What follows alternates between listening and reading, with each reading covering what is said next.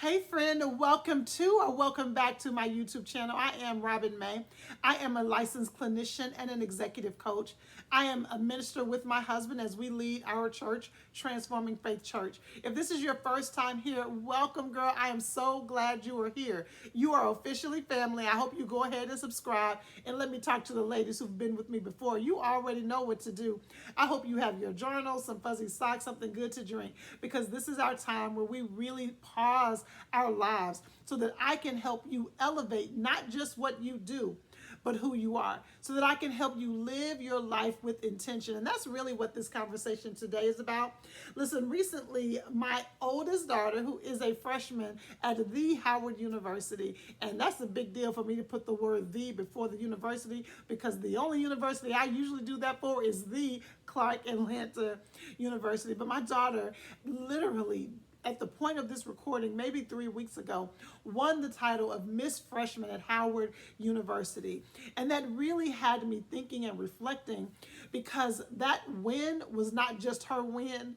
Honey, that win was just not my win. That was a win for all of the people who came alongside her and my husband and I to help her get over that finish line. And so then that caused me to pause and think about my other daughter, who recently, probably at the time of this recording, it's been about 2 months maybe, that she tore her ACL. Listen, that baby tore her ACL as a volleyball player. And I'm going to tell you, probably every other day, the doorbell has rang with somebody sending my baby something to encourage her. And then I thought about my little daughter, my 11-year-old.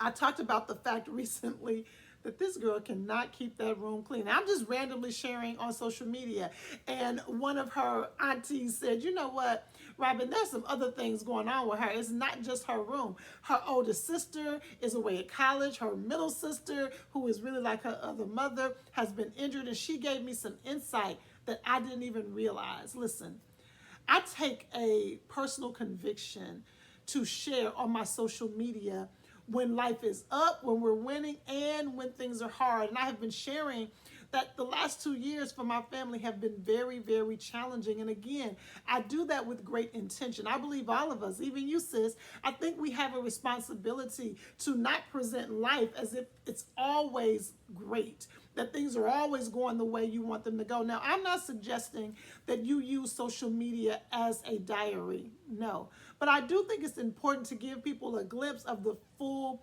picture, because we are all in this together. We're all navigating this thing called life together. And I think it's powerful when people can see, yes, there are some challenges. There have been some things that have been difficult, and this is how I navigated through it. And when things are great, those same people can celebrate with you. And so, as I was reflecting on my daughter's win for Miss Howard, I keep saying Miss Howard. I wonder if I'm being prophetic. Her win as Miss Freshman, it was such a group project. I mean, if I could just give you the details. It was such a group project. It was all hands on deck. It made me begin to think even further how intentional I have been with all 3 of my daughters of inviting other women into their life. And I wanted to share with you 5 reasons I have intentionally invited other women into the lives of my daughters. And listen, even if you have grown children, even if you don't have children, there is a lesson, an idea in this for you, because the overarching conversation is really that we don't do life alone. The overarching conversation is really about intentional community, about you inviting people into the trenches of your life in whatever way works for you. So I want to share with you the 5 main reasons. Y'all know I keep notes in front of me. I want to share with you the 5 reasons I've invited people into my daughter's life, and not just their life. Why it's important for you and I to invite other people into our life, to help us see what we can't see, to help us strengthen those areas that we need strengthening, and to let us know we're the bomb in those areas that we're knocking out the park. So, here are the 5 reasons I have intentionally invited women into my daughter's lives. If you have children, whether they're sons or daughters, and they are around the age of my children, I've started this since they were little. My daughters are, at the point of this recording, 18, 16, and 11. So if you do have children, this could be a practice that you implement. But again, this is not just about our children. This is about, sis, you intentionally inviting people into your life. So here is the first reason. Number one, the main reason I have invited, or one of the reasons I have invited women into the lives of my daughters is because number one, those women can see what I can't see. The truth is, when it comes to our children, some of us are real enough to see the strengths and the areas of growth. I'm going to tell you, because of my daughter's activities, whether it is their university now with Ryan, with Reagan, with her volleyball, with Riley and gymnastics, I am in all of these mom groups. And I'm going to tell you, you may be an anomaly if you can see the areas of growth for your child, because a lot of the moms that I don't know that I encounter in these groups, they don't see any fault with their children. Their children are the best things in sliced bread. That is not my approach to parenting. I definitely point out the areas of growth in my children. But baby, even with that, those are still my babies. You can ask my sister. My sister is like, girl, don't say nothing about your children. So those are still my babies, and rightfully so.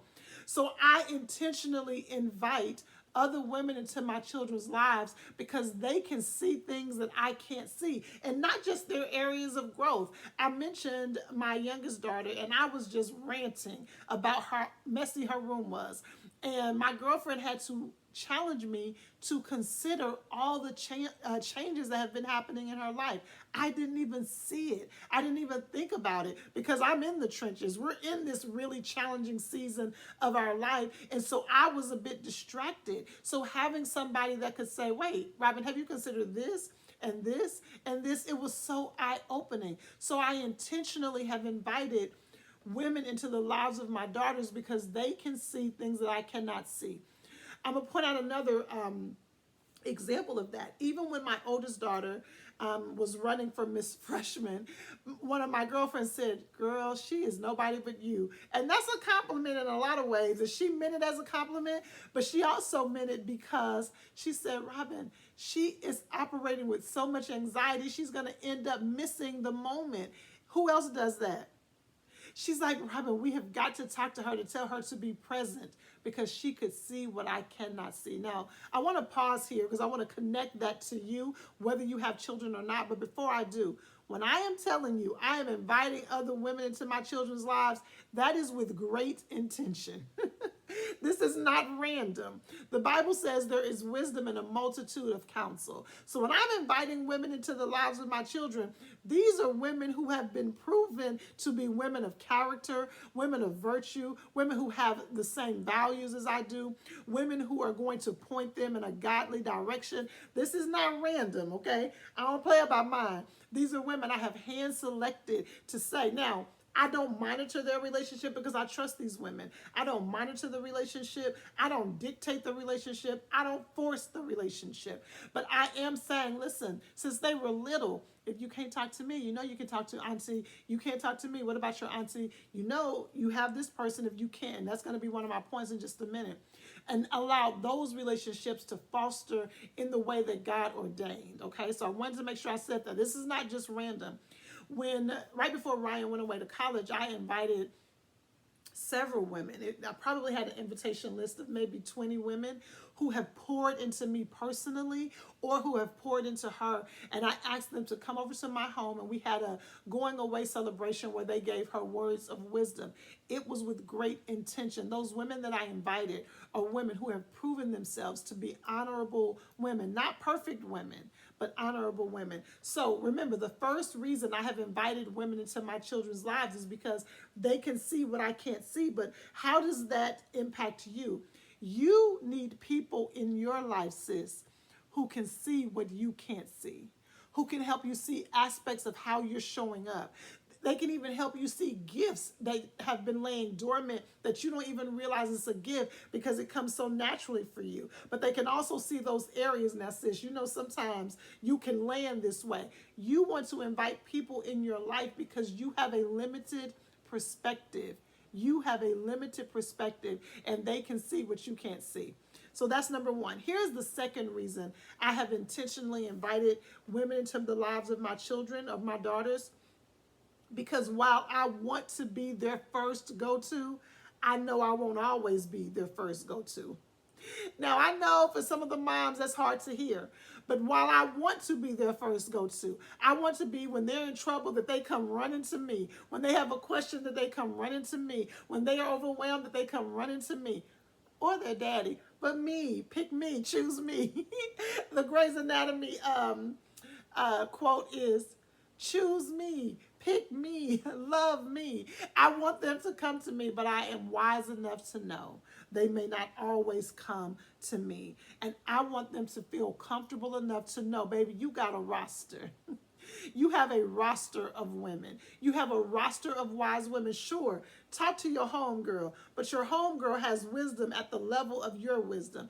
I want you to know you have a roster of women. You need somebody to help you navigate a relationship. Choose me, baby. I'm a relationship therapist, but okay, you don't want to choose me. You can go to this auntie because you know she's had some wisdom in this area. Baby, you have an outfit and you're trying to figure out how to make sure your outfit looks good. Choose me, or go over there to your auntie who you know is always fly. You have a roster of women. And I want them to understand that I want to be their first go-to, but if I am not, there is wisdom in the women that are around you. And so what does that have to do with you? You're like, Robin, that's great, but I don't have children. But you need to have your own roster. Sis, you need to have your own roster.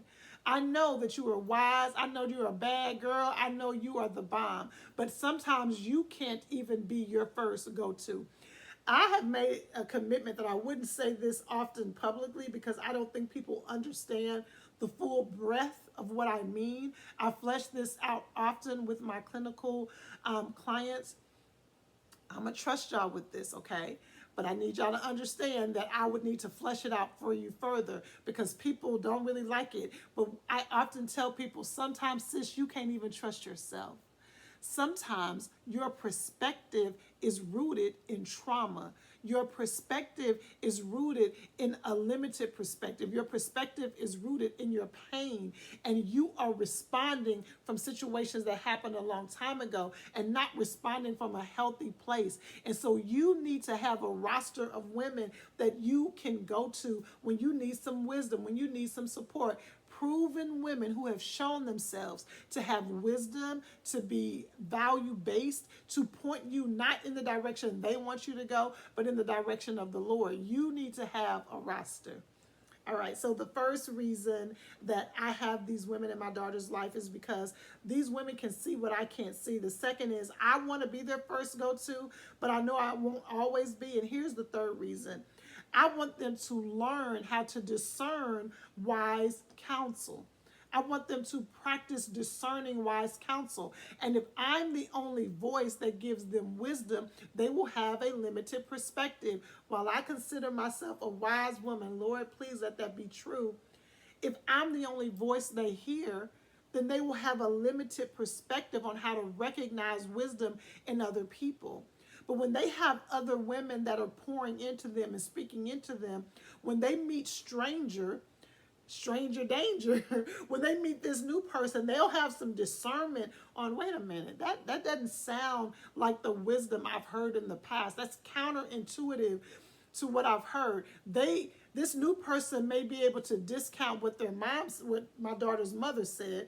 They may be able to discount what their father said, but now, you're not only discounting my mother, you're discounting my grandmothers, you're discounting my biological aunties, you're discounting my mother's best friends who've been pouring into me. You're discounting all of these voices. Can't be wrong. And so I want them to be able to discern wisdom. And here's the thing, that goes for you too. I need you to know that you don't want to just go to the people who validate how you feel. If you've never had somebody who is challenging you, let me rephrase that. Because your feelings are not right, your feelings are not wrong. They're just there to give you information. But you want to be around people who are going to challenge the conclusions you're coming to. If every time you call your girlfriend, she's saying you're right all the time, if every time you call this person, they're always validating what your perspective is, you want to be curious about that, because you need to have some people who can elevate the way you think, who can elevate the way you process, who can challenge the story you're telling yourself. So listen, this may not be for you if you don't have children, but this is for you for your own life. You want to be able to discern wise counsel outside of the story you're telling yourself. Okay, so there are two more reasons why I invite other women into my daughter's lives. Let's recap. Number one, other women can see what I can't see. I want to be their first go-to, but I know I might not always be. Number three, I want them to learn how to discern wise counsel. And then number four, I want to demonstrate community for them. We were not created for isolation island. We were not created to be by ourselves. I heard somebody say recently, and I said, consider it stolen. This person said, there is a reason in prison, one of the harshest punishments is confinement. What do you call it? I had a brain freeze. Confinement. Solitary confinement. Why is that a punishment? Because we were not created for isolation island. Yes, there might be seasons where God has you by yourself, but that is a season. That is not a lifetime. We want to understand the value of community, and I want to demonstrate that for my daughters. I want them to watch me asking somebody for prayer, asking somebody for wisdom, asking somebody else for direction. I wanted to demonstrate that for them. I wanted them to know. I would say, now sometimes I must admit it gets on their nerves, because I'll say, wait a minute, they're asking me something, I'm like, I don't know, let me get some wisdom about that. You're my mom, you're my mother, why do you have to go to somebody else? Because I'm demonstrating for you that you don't always have the answers, okay? Don't ask me why I'm doing what I'm doing. When you get your children, you do what you want to do with your children. That really is what I say. And so I want to demonstrate community for them, because I want them to understand that they need to have people in their lives. So here's the thing. How does that apply to you? I want you to live in a way as well that you understand that you need connection, that you need people in your life. This is not about quantity. This is about quality. You want to have solid relationships in your life, and you can build it slowly. The Bible says, if you want friends, you're going to have to show yourself friendly. It may not say it like that. It may not say it with the little attitude I just gave, but it does say it. All right, so here's the last reason. Here's the last reason, and then we'll wrap it up. The last reason I have intentionally invited women into the lives of my children is because I am humble enough to recognize my own limitations. I know that I sit before people every single day, giving wisdom as a therapist, as an executive coach, as a pastor's wife. I'm doing it all the time. But the truth is, I understand that I too have limitations, and I recognize my limitations. And there's some things that my daughters need that is not in me to give them. And that's okay, because what I need to give them, I have in me. But I recognize there are some ideas and perspectives and experiences that I just have not had. You know, when my oldest daughter was getting ready to go away from college, my sister, now some of you may be new over here, you may not know, my sister is my person. I don't play about my sister. And my sister said, now listen, I'm calling my niece. And when I say my sister, I'm talking about my biological sister. I only have one biological sister. My husband only has one biological sister. And listen, they don't play. Keisha and Kim want to make sure everybody know we are the biological aunties. But my sister was getting ready to have a conversation with Ryan, and she said, listen, I'm about to have a real conversation.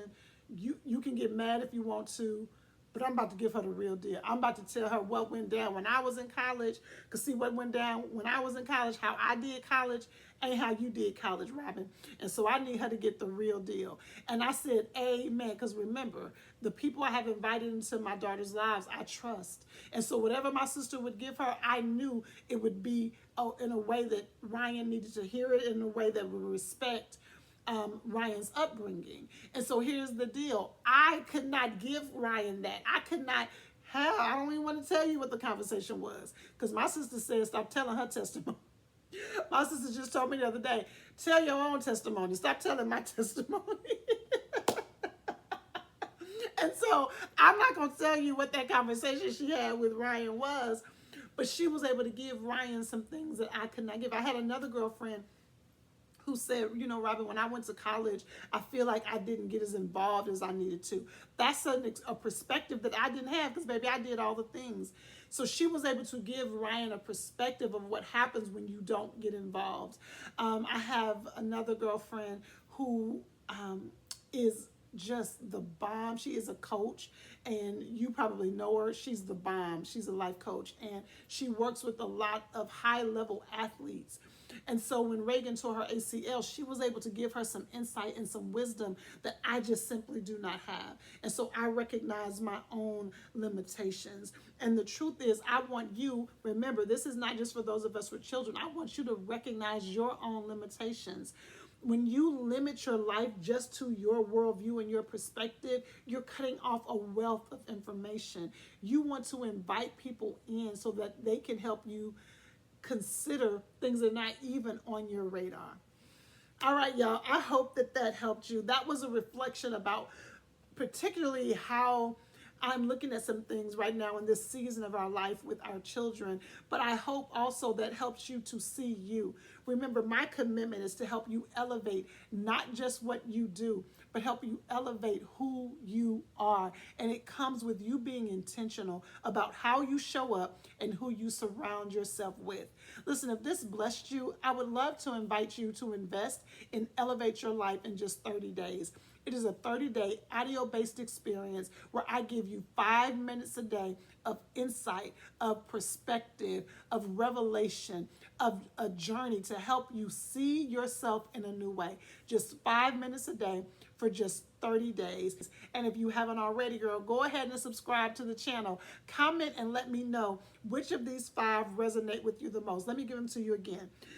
Number 1, they can see what I can't see. Number 2, while I want to be their first go-to, I know I may not be. Number 3, I want them to be able to discern wise counsel. Number 4, I want to demonstrate community for them. And number 5, I recognize my own limitations. How does this play into your story? How do you apply this to your life? Number 1, you want to invite people into your life because they can see things in you that you cannot see, the good and the areas of growth. And number 2, I know you might want to be your first go-to, but sometimes, girl, you are responding out of your trauma and your drama, and you need somebody else to jump in there before you make a mistake or repeat patterns. Number 3, you want to be able to discern wise counsel. Your voice is great, but you need some other voices. Number 4, you need community. You need people in your life. And then number 5, you got to be able to recognize your own limitations. All right, y'all, that's it. Make sure you subscribe to the channel. Make sure you go to robinmayonline.com/30 days to invest. Comment and let me know which one of the 5 resonate with you the most, and I'll see you next time.